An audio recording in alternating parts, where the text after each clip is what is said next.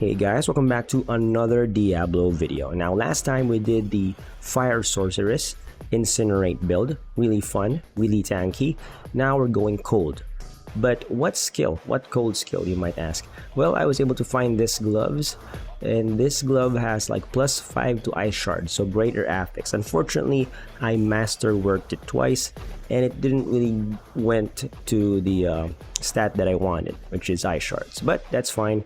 The build still works, and I'm really happy with the build.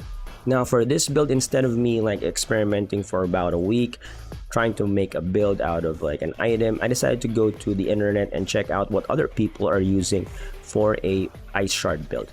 And I found that they're using this 3 uniques: for the pants, T-Bolt's Will; for the boots, Essus Heirloom; and for the ring, Talrash's Iridescent Loop.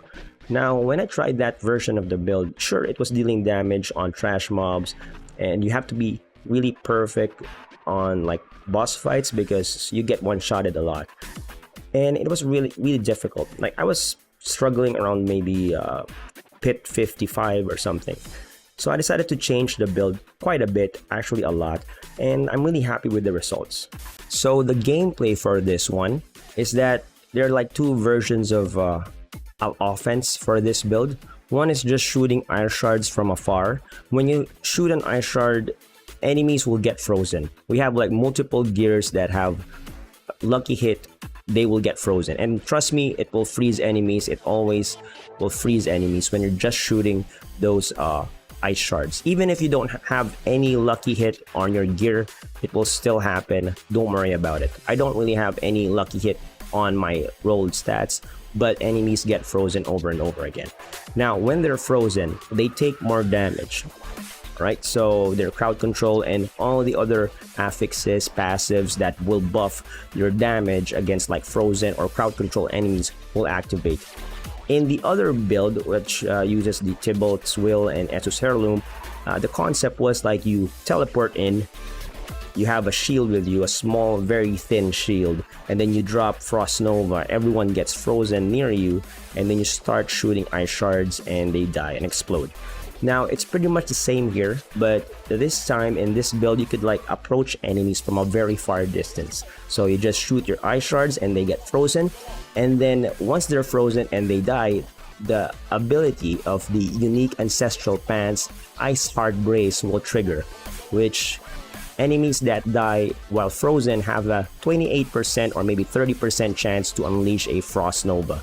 And one thing that I would like to point out is that once we freeze one enemy, we have this affix on our boots that lets us spread the crowd control effect to other enemies that are near that target, right? That affix is on the boots. So basically the gameplay is that you shoot an enemy. If there's like a group of enemy, one enemy gets frozen, everyone gets frozen, and when that frozen enemy dies, there's a chance for Frost Nova to happen, and it just the chain reaction, because we have like a passive, an affix that lets our ice shards bounce to other targets. Now for the boss fights, this is a pretty like rotation type of fight for this build. We start off with shooting our ice shards and then maybe getting near the enemy, and maybe after teleporting we get a shield. Once the barrier is gone, we go ahead and use Frost Nova. That will increase the crowd control threshold that the bosses have at the very top of their health. If you don't have any crowd control effect, that bar won't really fill up that fast. But if you are built for crowd control, if you're just doing a lot of things that crowd control the enemies, that bar will fill up, and once it's completely filled up, the boss will go down and on state that I guess is stunned, and then from that point you could damage it pretty heavily if you have like a lot of affixes or effects passives that deal more damage on crowd control enemies. Okay, now we're gonna be talking about the tempered affixes that I went for this build. And for this one, we want Frost Nova cooldown reduction on all our armor pieces, alright? And the second one is lucky hit, chance to freeze enemies for 2 seconds. So ideally, you want that on your helm, your chest piece, your gloves, and your boots. For the pants, we're using the unique item Iceheart Brais. And for the tempered affixes for our both of our weapons, offhand and main hand, you want the chance for Ice Shards projectiles to cast twice, and for the first one, cold damage. So that is both for the main weapon and offhand. Okay, so now that we have the gameplay, the introduction out of the way, let's go with the armor pieces, starting off with the helm. We have the Warlord Great Helm of Disobedience. I have here maximum life, mana per second, armor. Ideally, you want cooldown reduction there, and that's pretty nice. And for the tempered affix, again, Frost Nova cooldown reduction and chance to freeze enemies, lucky hit. The imprinted affix for this helm is the one that gives you 0.7 armor once you deal any form of damage. Okay, so now let's talk about the chest piece. I have here the Juggernaut's Adventurer's Tunic. The stats that you want is maximum life, armor, or ideally I have here Frost Nova +4, but ideally you want something like this, +5 to defensive skills. That is better because we have like all the defensive skills on our hotbar. We have Frost Nova, we have Ice Shield, we have like Flame Shield, and we also have teleport. So ideally you want this, but unfortunately I was trying out this one for a different build. I found that my build is better, the one with lucky hit, so I just decided to go with this one. But again, ideally defensive skills instead of Frost Nova. And then for the tempered affix, you want Frost Nova cooldown reduction and chance to freeze enemies for 2 seconds. Now for the imprinted affix, you want the Juggernaut. It's up to you if you want other forms of defensive affixes, but I like this one. It gives me a flat out 10,300 armor, but my evade has like 100% increased cooldown. I slot in 2 rubies there for the increased maximum life.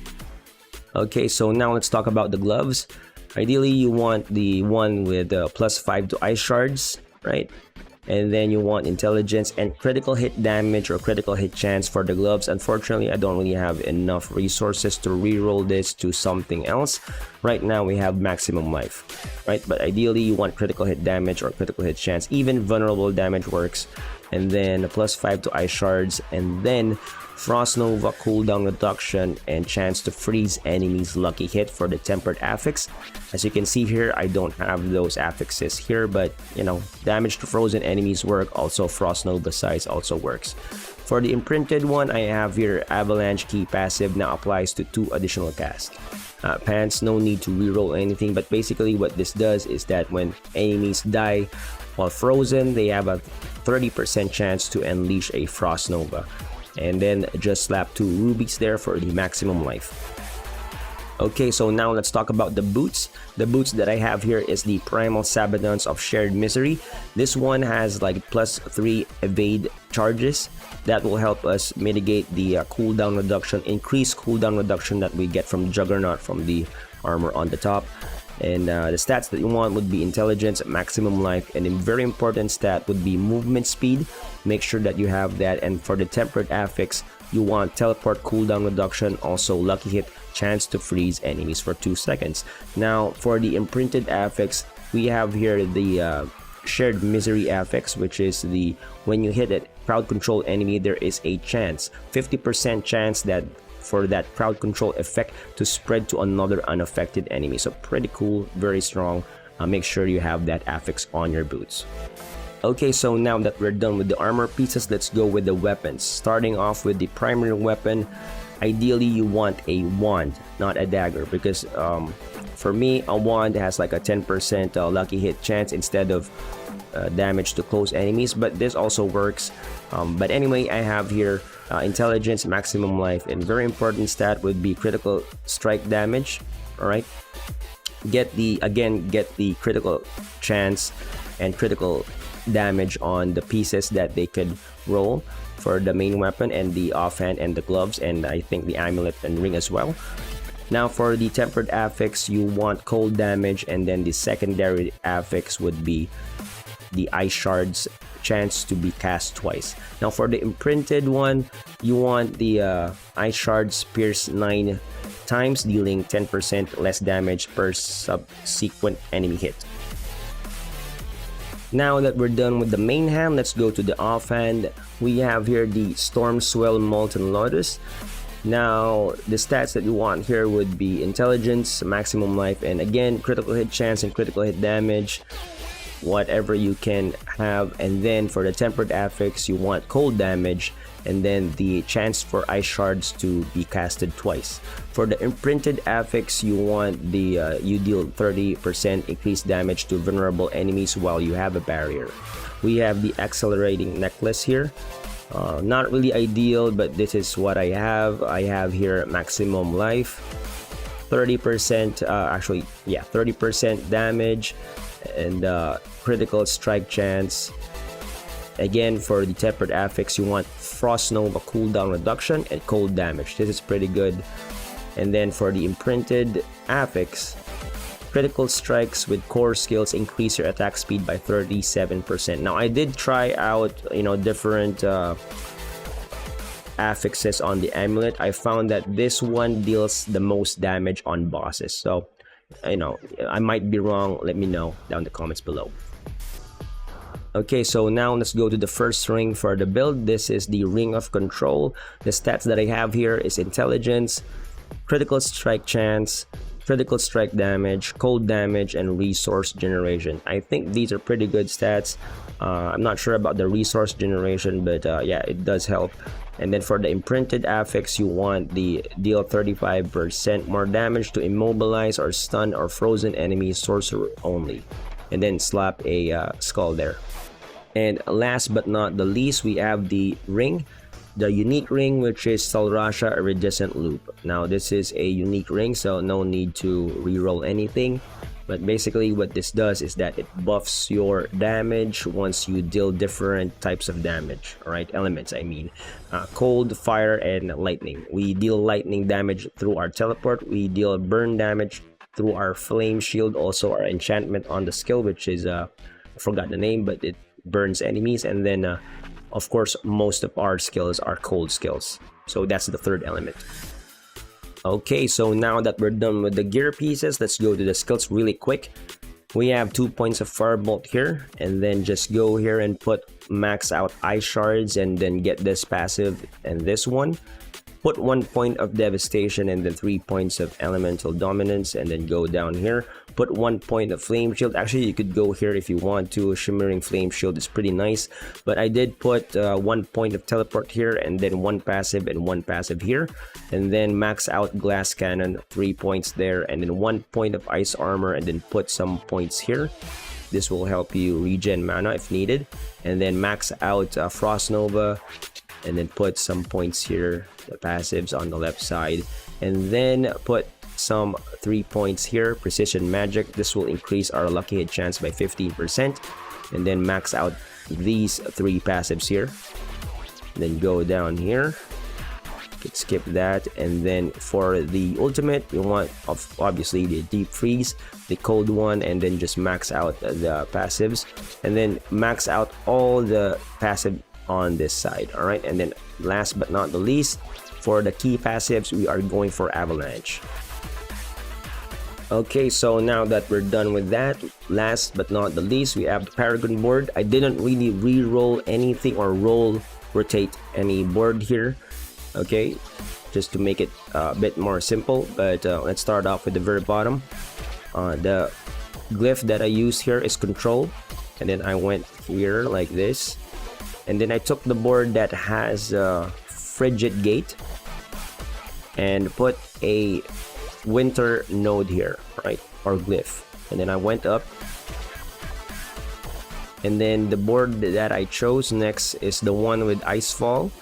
And then the glyph that I put here is the one with Exploit. Alright, and then I go up. You could screenshot that if you want.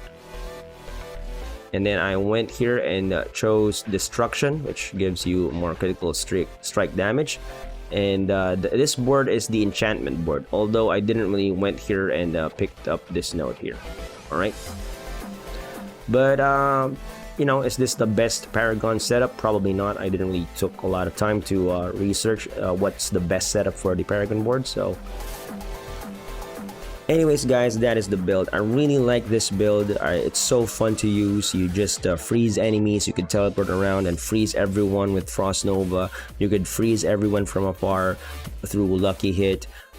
There's a lot of chain explosions that is happening. It kind of reminds me of some build on Diablo 3, kind of like a monk or something, but very fun. Unfortunately, I have to move on and make another build, but I really want to come back to this build maybe in the future when Blizzard introduces some of new legendaries in the expansion maybe, or season.